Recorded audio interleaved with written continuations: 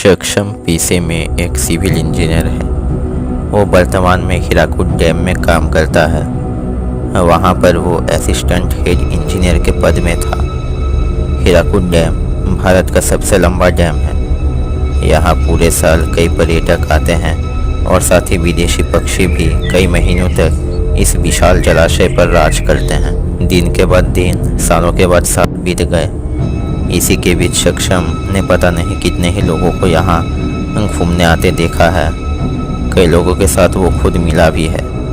कई बार ऐसे भी दुर्घटना घटा है जहाँ पानी में नहाते वक्त कई लोगों की मौत हो गई है पानी में डूबने के वजह से। ये डैम जहाँ बारिश के समय भयंकर रूप धारण करता है, वही गर्मी के समय बिल्कुल सूख भी जाता है। सक्षम अपने काम में माहिर है। उसने कई बार अपने उपस्थित बुद्धि से कई मुश्किलों का सामना कर उन्हें मात दिया है। शायद इसलिए इतने सालों में भी उसका कहीं और ट्रांसफ़र नहीं हुआ है। एक दिन वो अपने काम के अवकाश समय में ऑफिस के खिड़की से ही डैम की ओर निहार रहा था। कुछ दिन हुआ है कई सारे विदेशी पर्यटक डैम घूमने आए हैं। वो लोग तब पानी में उतरकर नहा रहे थे और साथ ही खेलने के साथ साथ बहुत मज़े भी कर रहे थे। धीरे धीरे आसमान में अंधेरा छाने लगता है। अभी मई का महीना था। अब तक कुछ खास बारिश भी नहीं हुई थी, लेकिन आज तो मानो आसमान में थोड़ा ज़्यादा ही बादल जम गए थे।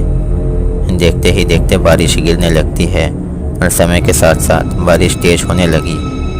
वो विदेशी पर्यटक भी स्थिति को देखकर किनारे में आने लगते हैं। वो लोग किनारे पहुंच ही चुके थे कि तभी पानी का एक तेज़ बहाव आता है और सभी के सभी पर्यटक पानी के साथ बह जाते हैं। गार्ड पूरी कोशिश कर रहे थे उन्हें बचाने की, लेकिन वे सफल नहीं होते। कई दिनों तक उनके लिए पानी में तलाश किया जाता है, लेकिन पुलिस को उनका कुछ पता नहीं चलता। पता नहीं क्यों उस दिन के बाद से सक्षम का काम में मन नहीं लगता और उसे लगता है जैसे उसके और उन पर्यटकों के बीच में एक गहरा रिश्ता है। अब रात को सोते समय उसे अजीब तरीके के सपने आते रहते हैं। वो देखता है जैसे वो खुद अपने मम्मी पापा के साथ एक झील में नहा रहा है और तभी पानी का एक तेज़ बहाव में वो सब बह जाते हैं।